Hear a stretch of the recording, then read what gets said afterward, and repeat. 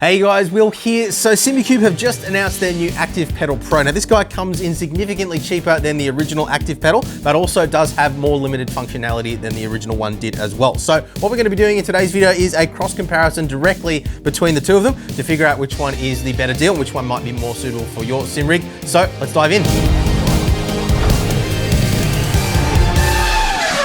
Okay, so first things first today, before we get stuck into the ActivePedal Pro, firstly, big thank you to SIMUCUBE for sending this guy across to us to check out for today's video. Now, I'm pretty sure they do want us to send this back to them, but if you've been watching the channel for a while, you would know I actually do own a set of 3 of the original ActivePedals. We purchased those when they first came out, so they originally sent them across to us for review, and then I decided to purchase them so I could hold on to them long term. We've been running them on the daily driver rig now for over a year and absolutely loving the experience. So I would definitely recommend, if you haven't seen that video already, we've actually done a couple of videos, the initial first impressions and a more detailed review. Most of the functionality, the way the software works and all the core features are all the same between the ActivePedal Pro and the original ActivePedal. So what I recommend, if you haven't already, watch that video first. That'll make everything that I'm talking about in today's video make a lot more sense. We are going to sort of try to keep this condensed down as much as we can and just focus on the comparison between the ActivePedal Pro and the original ActivePedal rather than going through everything again from scratch. Now, if you do decide you want to pick up any of the gear that you see in today's video, we do have a 5% discount code available for SIMUCUBE. Links and details of that are down in the description box below. We do also have an affiliate link there as well. So if you do want to help support the channel at no additional cost, that is an awesome way of doing so, and we do really appreciate your support there. So that is everything you need to know as context going into today's video.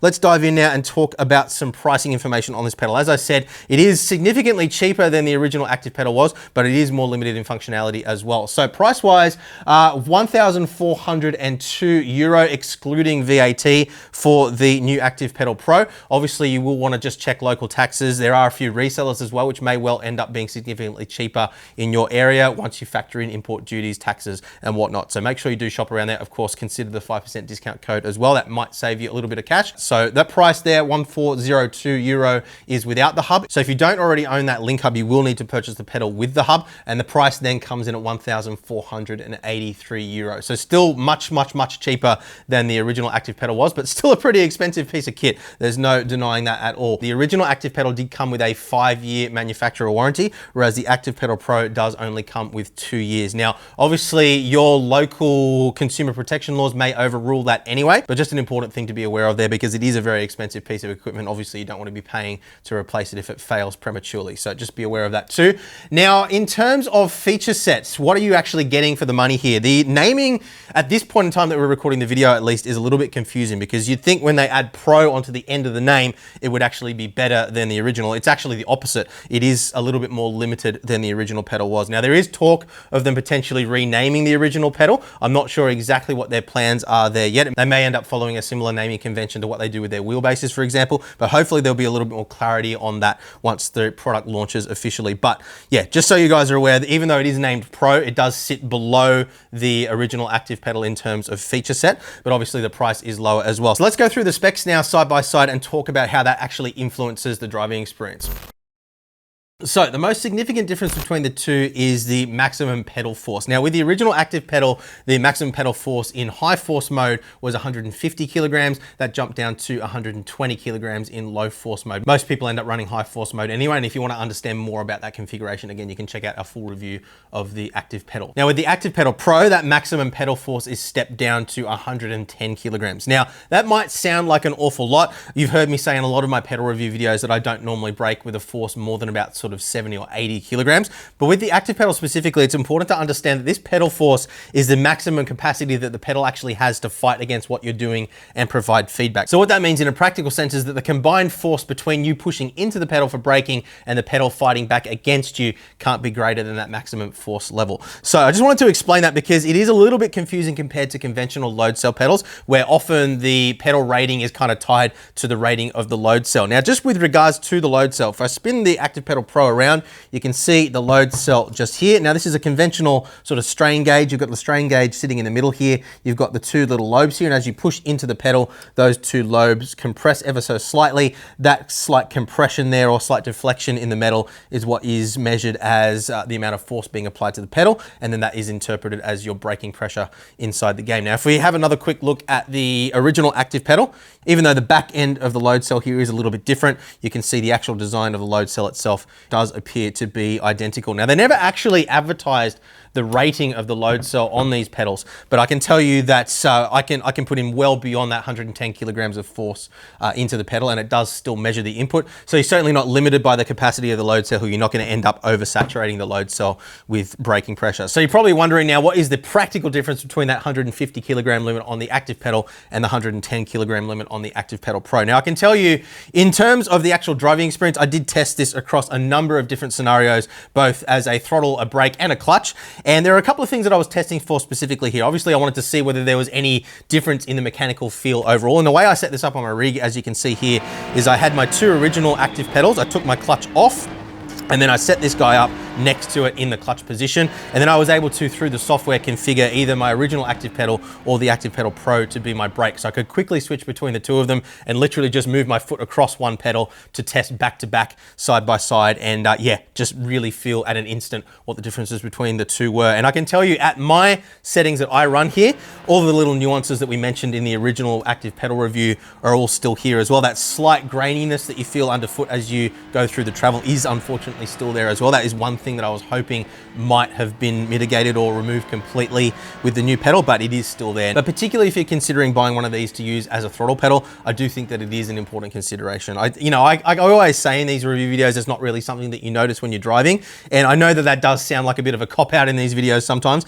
It is genuinely the case. A lot of those little subtle nuances do tend to disappear when you've got a lot of sensory input from a lot of other things going on in your rig. And if you've got motion and, high-powered force feedback, haptic feedback of any kind, it is going to tend to diminish some of your senses to some of those finer details. But if you are a really sort of sensory person, somebody that's really focused on those really fine details, you may well notice it when you're driving. So it is important that I point these things out. Just wanted to explain that in a little bit more detail there. So what did I actually test here? Now, you guys have heard me say in a lot of my other pedal review videos that I don't normally brake with a force more than about 70 to 80 kilograms. Now, that is not accounting, of course, for the active force feedback that we have in these pedals that's fighting against us as well. And you can see in this driving footage here, under normal kind of braking conditions where I'm not hitting ABS, I am sort of braking at around that sort of 70 to 80 kilogram mark, which is exactly what you expect. Sometimes it's a little bit less than that, depending on the corner, but very rarely anything more than that unless I'm panic braking, trying to avoid an accident, or I've just missed an apex and I'm trying to not slide off the track, which does happen quite often.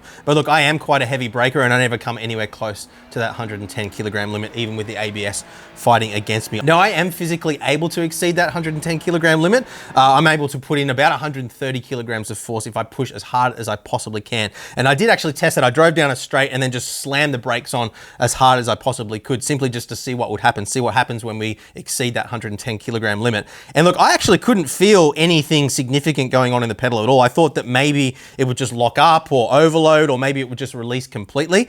And at the very least, I thought that I would start to feel some significant change or some clipping in the force feedback. But with a standard kind of, ABS signal, which is just a kind of pulsing effect, I couldn't really feel anything change at all. And I did specifically test this back to back with my original ActivePedal, which obviously has the force at 150 kilograms. So I wasn't actually exceeding its maximum capacity there.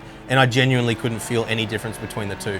Now, I did also test this specifically as a throttle and clutch as well, just to see what would happen if we did exceed that maximum amount of force. Because you can imagine, because we don't have a mechanical bump stop that's adjustable on these pedals, we're relying on the motor actually locking out and, limiting the amount of physical travel available. I figured that if I was putting in more than 110 kilograms of force, I might actually overcome that bump stop and weird things might happen. So I set it deliberately with a short travel and then pushed the pedal as hard as I physically could to get it past that 110 kilogram limit. And it still didn't actually release or do anything strange at all. It still did just behave exactly like a mechanical bump stop. So I'm not 100% certain on exactly how they achieve that, but yeah, overcoming the maximum capacity of the motor doesn't just make it release or do anything crazy like that. So just slamming away with the clutch under normal driving conditions, or just pushing into the throttle under normal driving conditions as well, absolutely no issues. You're not going to be coming anywhere close to 110 kilograms realistically under those scenarios anyway. Even when I was really being quite abusive towards the pedals, I never saw more than about 60 kilograms of force applied to the clutch or the throttle. So to summarize there, I don't think that it's a meaningful meaningful limitation in the context of a throttle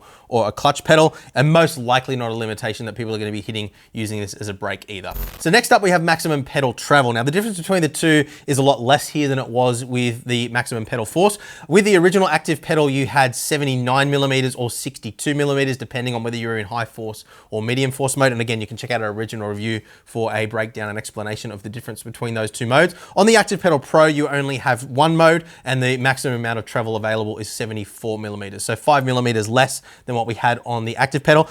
I actually don't use the full length of travel on my ActivePedals anyway, so I just didn't find this to be a realistic limitation for me. You can see here the amount of mechanical travel that we do still have available in the pedal, and I'll quickly grab the original ActivePedal as well beside it just so you guys can see. So in the fully upright position we're here, in the fully depressed position down there, and yeah, so you can see there's a slight difference in the angle there, but really nothing meaningful at all, I would say. One thing just to consider there, if you are sort of, making measurements and comparing against the set of pedals that you have on your rig currently, that does also include whatever angle adjustment you put in here as well. So you can imagine in the fully zeroed out position, like what we have here, pushing down to the maximum amount of travel is 74 millimeters. If you have the pedal set up with a slight angle adjustment, remembering that that is done through software on these particular pedals. So if we want to bring it back a little bit, that will restrict the overall amount of travel available. But again, even with that limitation and with that little bit of angle adjustment that I do run on my pedals,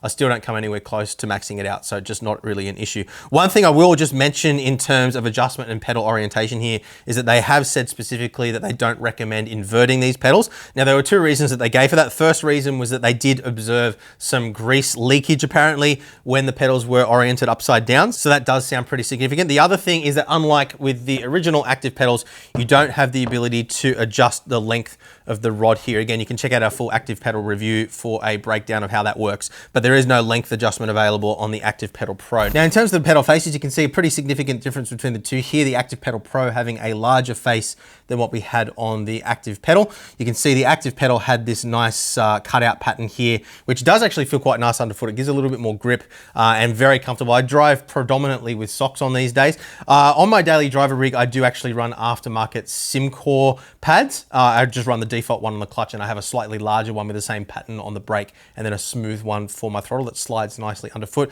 Subjective preference thing, I actually quite like a throttle that slides nicely underfoot though. But on the ActivePedal, you can see you've got the option of just using the default smooth surface like what we have here, or they do also include a nice little rubber pad which you can stick on over the top if you want to have a little bit more grip than what you have by default. In terms of other adjustments here, we'll just turn them side by side again so you can see quickly. We do still have the ability to move the pedal pad up or down by 20 millimeters, just like on the original. And although the design is slightly different here, we do still have the same 18-degree mechanical angle adjustment. So both pedals have the exact same mounting hole configuration. Just in terms of dimensions though, the new one is slightly larger than the old one was. If you put them side by side at the front here, you can see the new one is 18 millimeters longer. It comes in at 100 by 255 by 418 millimeters, whereas the original was 100 by 250, so 5 millimeters narrower and 18 millimeters shorter at 400 millimeters. Not a significant difference between the two, but one of the things that we did point out with the original ActivePedals is that if you do have your rig right up against a wall, you likely will have to move the rig back from the wall a little bit just to account for that. So weights are pretty much the same. The original ActivePedal was 6 kilograms. The ActivePedal Pro is 5.8 kilograms, so not really a significant difference between the two there. There are, however, a couple of significant differences on the back panel here in terms of inputs and outputs, which I'll quickly take you through as well. So on the original ActivePedals, you were able to daisy chain using a single power supply. So you were supplied with these little link cables here, and you could go from the output of one pedal across to the next pedal and everything would just work. So you didn't need to have multiple power supplies. Now with the ActivePedal Pro, if you buy multiple pedals, they will each come with their own power supply. They don't have this little link port here to daisy chain them across. So not sure exactly what the reason is for that, because obviously having to ship multiple power supplies if you buy multiple pedals does increase the cost over having an additional port on the back. I'm guessing that the case is probably that the majority of people that are buying ActivePedals are probably only buying one of them, and therefore it just makes sense economically to not include extra electronics for something that the majority of people aren't using. One thing I did test though is buying a ActivePedal Pro, combining it with an existing ActivePedal, and I was actually able to use the daisy chain port from the original ActivePedal and daisy chain it across to the ActivePedal Pro, and nothing blew up. I waited until the end of the review process once we shot all that driving footage just in case I did break something, but yeah, everything worked absolutely fine. Now, just in case you're wondering, it is the exact same power supply that's shipped with the original ActivePedal. It is a high quality Meanwell power supply with a rating of 48 volts and 5.84 amps, or 280.32 watts max, in case you are wondering. But otherwise, all other functionality back here is all the same. We've still got a power button on both of the pedals. We've also still got the 2 additional analog ports here for connecting other brand pedals via adapters if you wish to do it that way, to integrate everything through the one piece of software. So that is pretty much everything in terms of differences between the two pedals mechanically. Let's just have a quick look here side by side cosmetically as well, just so you can get a better sense of exactly what's going on. So look, subjectively, I actually think I do slightly prefer the look of the new design. It's just a little bit cleaner overall. I like the fact that they've integrated the motor housing actually into the shell now, so it's not exposed out the front here like it was before. There are a few more little sort of crevices and little cracks and things that dirt and debris tend to accumulate in on the original ActivePedals, which aren't present on the new ones. So it makes general maintenance a little bit easier as well. One cool thing about the original ActivePedal design is that it did have this little plexiglass window on the top that allows you to see through into the mechanics. Realistically, when the pedals are mounted on your rig, you're never going to be looking at this anyway. So it is a bit of a gimmick there. Not really something that I'm upset about not being present on the new one, but as you can see, it isn't something that you have on the new pedal. But yeah, otherwise not a massive difference between the two. I do like the fact that they've now pushed this load cell cable flat, and you can see I have removed that cover so you guys could see the load cell, but normally it would have a cover over it just like that. So nicely concealed there. And that cable is a lot less vulnerable now to things getting caught on it and potentially ripping it out. That was one of the complaints that I had about the original was, yeah, you can just see this is a lot easier to get something snagged on and potentially cause damage to. So yeah, that is the mechanical differences between the ActivePedal Pro and original ActivePedal. Let's summarize now with a little bit more about the driving experience and wrap things up.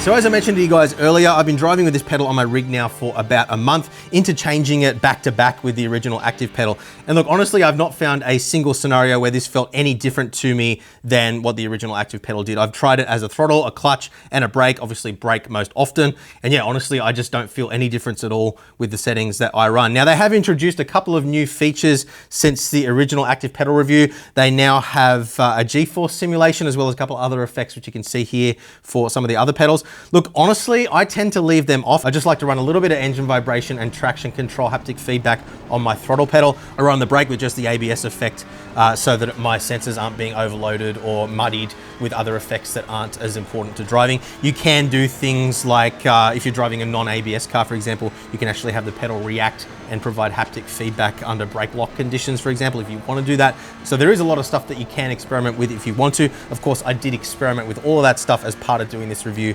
And again, just didn't notice any noticeable difference between the two pedals whatsoever at the kind of force loads that I'm driving with. Now, look, I do have relatively strong legs. I do a 15K bike ride every single day. And yeah, look, I just don't come anywhere close to maxing out the 110 kilograms that we have available on the ActivePedal Pro. So where I land on it is this. You can think of the relationship between the original ActivePedal and the ActivePedal Pro pretty much the same as the SIMUCUBE 2 Pro and the SIMUCUBE 2 Ultimate. The Ultimate is just overkill for the majority of people's needs. Unless you just want to own the best of the best, I just really don't see the point in going that far. I know that there is going to be a lot of people that have recently purchased the original ActivePedal that are probably going to be upset that there's now something that is effectively just as good, but a lot cheaper. Unfortunately, that is just a part of our hobby. We are yet to test the new Moser ActivePedals as well. And look, they may well realistically end up performing just as well as these guys do at a fraction of the cost. I just don't have any further detail on those just yet. We did review the CRP2 pedals, which are, from what I understand, going to form the basis for those ActivePedals. The ActivePedal add-ons will be something that you bolt onto that basic framework. I may be mistaken on that, but that's my understanding at this point in time. So I'm certainly very keen to, to see how that evolves and whether those end up being better value than what we have here. But look, I mean, I originally said when we reviewed the ActivePedal that I really love them. I'm glad that they exist, but ultimately I don't think they're something that you should be considering selling a kidney for or anything crazy like that. Certainly wouldn't be going into debt for something like this. But look, the long story short is, at least in my experience, the physical limitations that we have on the ActivePedal Pro compared to the original don't have any meaningful, if any noticeable impact at all on the driving experience. They're significantly cheaper than the originals were. So yeah, in my experience, I just don't see any reason why I wouldn't recommend the ActivePedal Pro over the original. Cheaper, for all intents and purposes, just as good, unless you just happen to be in that really small percentage of people that brake with an absolutely insane amount of force. Yeah, the ActivePedal Pro should have you absolutely covered. Look, in terms of the build quality, as you guys can see, we haven't really talked about it much in this video because at the end of the day, they are pretty much the same. All the same materials used throughout. One certainly doesn't feel lower quality than the other. It really is just coming down to, I think, more efficient manufacturing. And yeah, otherwise just bringing some of those mechanical limitations that we discussed back down to a level that I think is more closely matched to where most people are likely to actually be in the real world. Simple as that, guys. So really hope that today's video has helped you out. If you do want to pick up either one of these models, again, there are links down in the description below. If you want to pick up any other sim racing gear, chances are we have a discount code and an affiliate link available for those as well. So check them all out via boostedmedia.net or via the links down below. Thanks for watching, guys, and I will see you again very soon. Let us know in the comments down below as well if you do own an ActivePedal or a pedal that allows you to actually see how much force you put in under braking. Let us know in the comments down below how much force you brake with, because I can only speak from my own experience, but yeah, I'd be really interested to see that. So let us know in the comments down below. I'll see you down there, and I'll see you again in the next video. Bye.